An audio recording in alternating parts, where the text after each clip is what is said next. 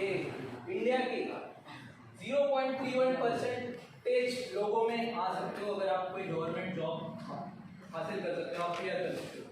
फिर से बता देता हूँ ये डेटा, आप इंडिया के 0.31% में आ सकते हो अगर आप एक गवर्नमेंट जॉब अगर आपके पास है तो। और ये 0.31 तो मैंने बताया सारे गवर्नमेंट जॉब, सारे level, group A B C D. अगर आप ग्रुप ए देखोगे तो ये और 0.00 कुछ हो जाएगा। मतलब आप कितनी एक टीम प्लेयर हो पूरे भारत की पॉपुलेशन आबादी के, आप समझ भी सकते हो डेटा कितना क्या बोल रहा है। तो ये ये इसीलिए ये ल्यूक्रेटिव जॉब है, इसीलिए एक जो मैं कह रहा था कि प्राउड क्यों होते हैं पेरेंट्स, ये जो 0.31 दिख रहा है इसकी वजह से पेरेंट्स प्राउड होते हैं। ये इतनी कॉमन चीज नहीं है। तो इसीलिए आपको इसके आगे जो भी प्रिपरेशन करना है एक अच्छी मोटिवेशन के साथ करना है, अपनी पूरी मेहनत दे देनी है और ट्राई करना है कि पहले दूसरे ज्यादा से ज्यादा दूसरे अटेम्प्ट में क्लियर करना है। ठीक है, तो आगे बढ़ते हैं। आपको एक ब्रॉड आपका विजन करने के लिए मैं सारे जो मेरे नॉलेज में है गवर्नमेंट एग्जाम जो आप दे सकते हैं सिंपल प्रिपरेशन के साथ, मैंने जितने भी आपको एग्जाम्स बताए उसके लिए अलग से प्रिपरेशन क्लासेस नहीं लगाए। ये आपको बोल देता हूँ, जितना मेरे पास था ऑनलाइन मैंने ज़्यादा से ज़्यादा पैसा अगर मैंने खर्च किया है तो वो टेस्ट सीरीज ज्वाइन किया है। जैसे टेस्ट सीरीज अमित ने बताया था कितनी इंपॉर्टेंट है, तो पैसा मैंने जितना खर्च किया है इतने 7-8 जॉब्स के लिए सिर्फ टेस्ट सीरीज, और अगर कोई चीज़ जो मैंने कभी पढ़ी नहीं है, मेरा बैकग्राउंड ही नहीं है, तो उसका एक छोटा कोर्स 10,000 के अंदर ही वो खरीद लिया है और वो 1-2 महीने का कोर्स में कंप्लीट कर दिया। तो बेसिकली अगर आपको गवर्नमेंट जॉब्स चाहिए तो मैं 4 कैटेगरी में इसको विभाजित कर सकता हूँ। पहला है बैंकिंग, ये सारा आपको नोट कर लेंगे, ये इंपॉर्टेंट है तो नोट कर लेंगे, आपको याद है कौन कौन सा एग्जाम देना है। ये शायद आपको आएगा और आप लोग प्रोटेक्ट करेंगे, ये शायद आपको अभी आप 12th पास हो अभी इमीडिएटली कराना है, लेकिन 2-3 साल बाद जब आप फॉर्म्स भरना शुरू करोगे, जैसे आप ग्रेजुएट हो जाओगे तो ये काफी काम आएगा। सेकेंड आता है इंश्योरेंस, तीसरा आता है रेगुलेटरी बॉडीज,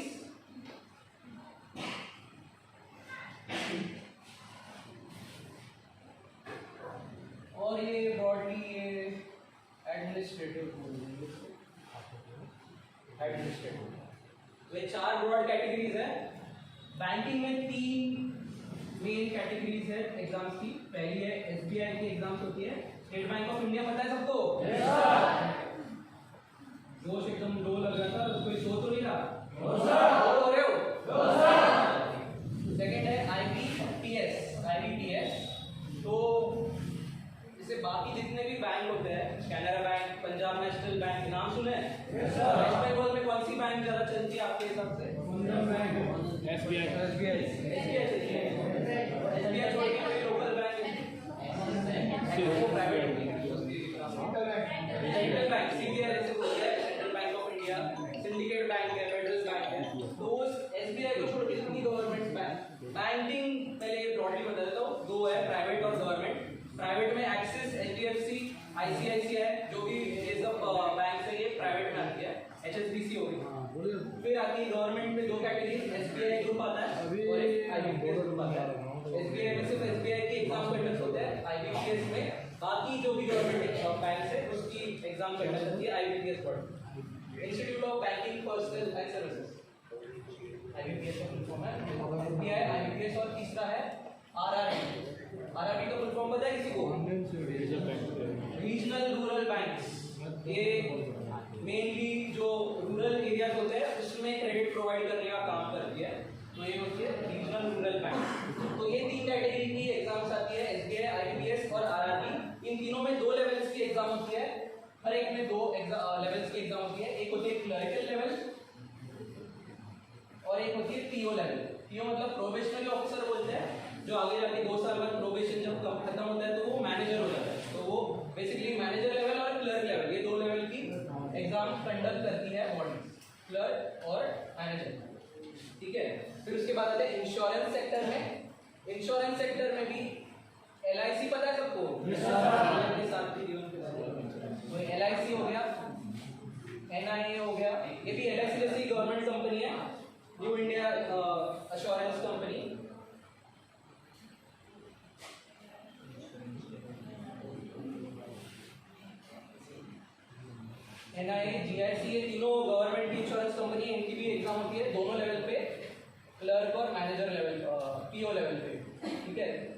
इनकी भी ऐसे एग्जाम होती है। रेगुलेटरी बॉडीज में आते हैं, डायरेक्टली गवर्नमेंट के अंडर आती है ये, आरबीआई हो गई, नाबार्ड, सेबी, ये सारी जैसे आरबीआई अपने बैंकर्स की बैंक है, जैसे हम बैंक के पास जाते हैं पैसे लेने, वैसे सारे बैंक जाते हैं आरबीआई के पास पैसे लेने, और ये मेन जो इकोनॉमी को चला रहा है ये आरबीआई करती है। मतलब देश में अगर ये पैसे की लेन देन हो रही है, पैसा छप रहा है, ये सारा काम आरबीआई करता है। तो ये सबसे टॉप मोस्ट बैंक है देश की। NABARD, rural national agricultural bank, national bank for agricultural reconstruction and development, NABARD. और सेबी ये स्टॉक मार्केट को मॉनिटर करता है, ये एक रेगुलेटरी बॉडी है, ये सारी गवर्नमेंट के अंदर आती है। एडमिनिस्ट्रेशन में एसएससी कंडक्ट करती है, एक होती है सीएचएसएल जो 12th के बाद दे सकते हो, और एक होती है सीजीएल जो आप ग्रेजुएशन के बाद दे सकते हो। फिर आती है यूपीएससी, यूपीएससी की काफ़ी एग्जाम्स कंडक्ट करते हैं, उसमें से एक है सीएपीएफ जिसे हम रिक्रूट हुआ है, एक है सिविल सर्विसेज, एक होती है ईपीएफओ। ये लिख लीजिए, आप नाम लिखना इंपॉर्टेंट है अभी फिलहाल के लिए, आपको काफ़ी चीज़ें मतलब समझाने का टाइम ही नहीं है, और मतलब आप अभी वो लेवल नहीं है कि मैं आपको हर एक एग्जाम के बारे में एकदम डिटेल में बता सकता हूँ, बट एक ब्रॉड स्ट्रक्चर जान लीजिए कि इतने सारे एग्जाम्स आप दे सकते हो ग्रेजुएशन के बाद, और इतने सारे आपके पास ऑप्शन है, और इतने लेवल्स पे है, clerk PO, clerk PO, clerk PO, इसमें भी है, इसमें भी है, इसमें भी है। तो ये सारे एग्जाम्स आपके पास ऑप्शंस है, और इससे एक आपको आइडिया आ जाए कि इतने सारे गवर्नमेंट जॉब्स हैं, लेकिन ये लिमिटेड नंबर में होते हैं, कभी भी इनकी वैकेंसीज काफ़ी कम आती है। जैसे आरबीआई को बता दो तो 200 वैकेंसीज आती है, इसको 1.5 लाख लोग अप्लाई करते हैं। सीएपीएफ जैसे हम लोग सिलेक्ट हुए हैं, उसमें वैकेंसीज थी सिर्फ 300, और अप्लाई किया था 4.5 लाख लोगों ने। तो हम ये जो 4.5 लाख में से रिफाइन होके एंड में जो 300 सिलेक्ट हुए थे, अभी 4.5 लाख में से सिर्फ 2,50,000 लोगों ने एग्जाम दिया था, उसमें से हम लोग 300 ही सिलेक्ट हुए, 2,50,000 से। तो 300 एक ही कोर्स में नहीं है, 5 कोर्सेस में आता है, उसमें से एक एसएसबी है। तो आप ये रेशियो देख लीजिए कि कितना डिफिकल्ट एग्जाम होता है, कंपटीशन कितना हाई है। जैसे मैंने आपको स्टार्टिंग में बताया था कितने percent, 0.31% only of the Indian population applying for government job select होते हैं इन सारे जॉब। तो ये एक बेसिक आइडिया है कि कितने एग्जाम्स आप फॉर्म भर सकते हो। फिर दूसरा मैं आपको बताना चाहूँगा, ये इतने बैंकिंग हो गया, इंश्योरेंस हो गया, रेगुलेटरी, ये जो तीन सेक्टर्स है, उसमें जो ब्रॉड आपको लगता है वो 4 चीजें रहती है, मैथ, रीजनिंग,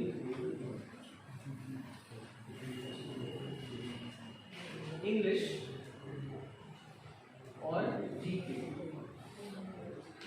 तो ये 4 चीजें हर एक 2 2 6 6 और 6 12 और इसमें भी क्लर्क लेवल होती है, क्लर्क और मैनेजर,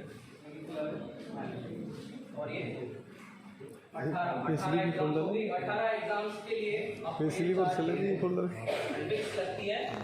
तो इसके बारे में अमित और अरुण ने बता दिया है, काफी बढ़िया है सैलरी। तो मैं आपको बेसिकली मेरा मैथ्स का जो स्ट्रैटेजी था वो बता देता हूँ, क्योंकि मैंने जब ये एग्जाम्स की तैयारी शुरू की तब तो मैंने मतलब मेरा और मैथ्स का जो कनेक्शन था वो टूट चुका था। मैंने लास्ट मैथ्स 12th स्टैंडर्ड में पढ़ी थी, उसके बाद 12th इंजीनियरिंग में पहले साल में पढ़ी थी, उसके बाद मैथ्स इतना हार्डकोर मैथ्स किया नहीं था।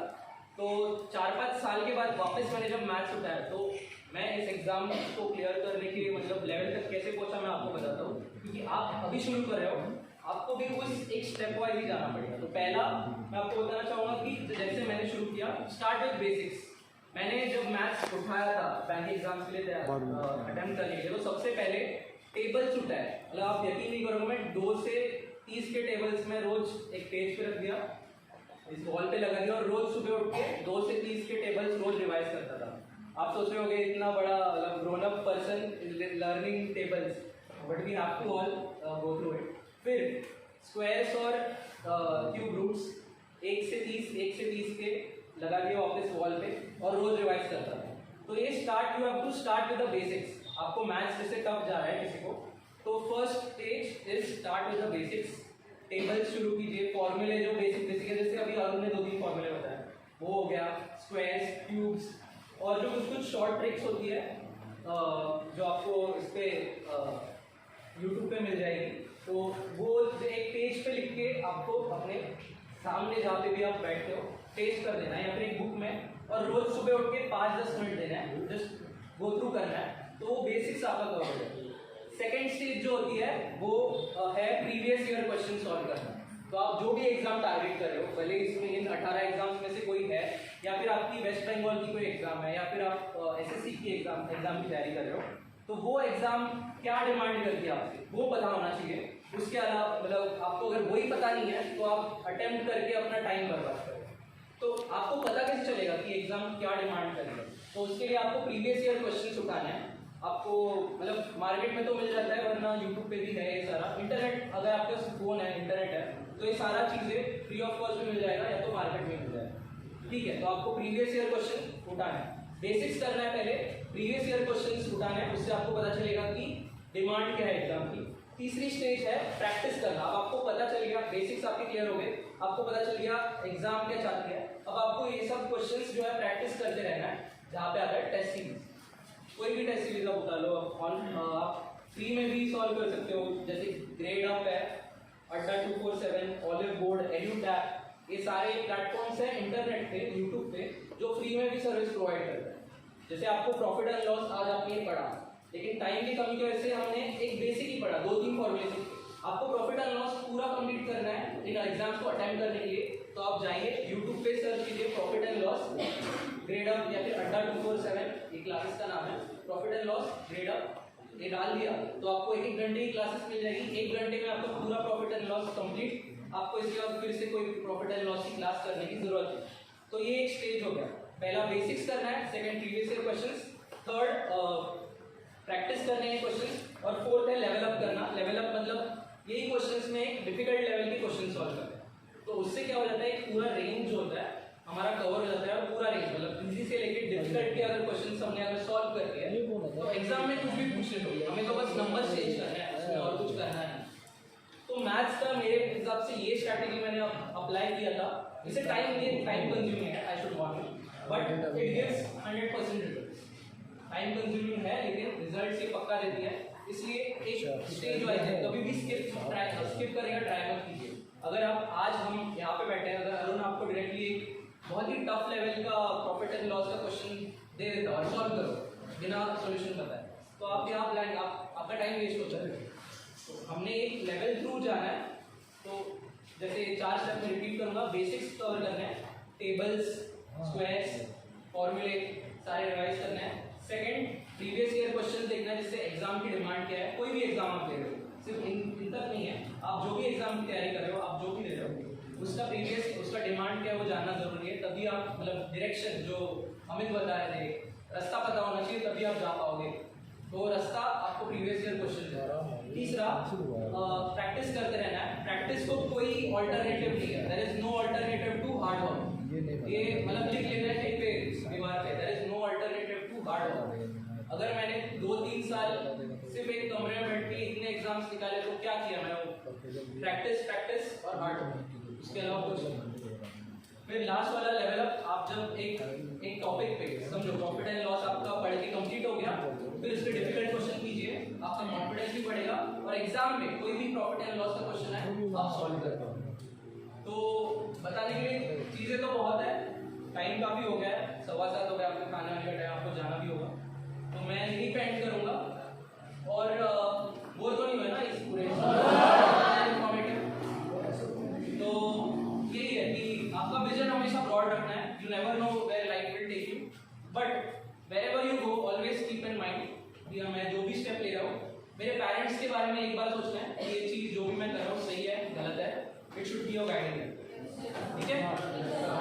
Always respect your parents, seniors, जो भी आपके बड़े बुजुर्ग हो गए घर में, और मेंटर्स जो भी आपके अभी इंस्ट्रक्टर्स यहाँ पे है, वो काफ़ी एक्सपीरियंस है, फील्ड से आया है, मतलब उनके मैं जितना आपको ये नॉलेज दे रहा हूँ उससे 10 गुना ये आपके साथ रहते हैं, उनसे आप लीजिए, क्वेश्चन करते रहिए। आप आपकी जो जिज्ञासा है वो खत्म नहीं होनी चाहिए कि मैंने इतना बता दिया, यहाँ पे आपको खत्म नहीं होना चाहिए। आप खुद जाइए और इसके अलावा काफ़ी एग्जाम्स है, पता कीजिए, फॉर्म भरिए।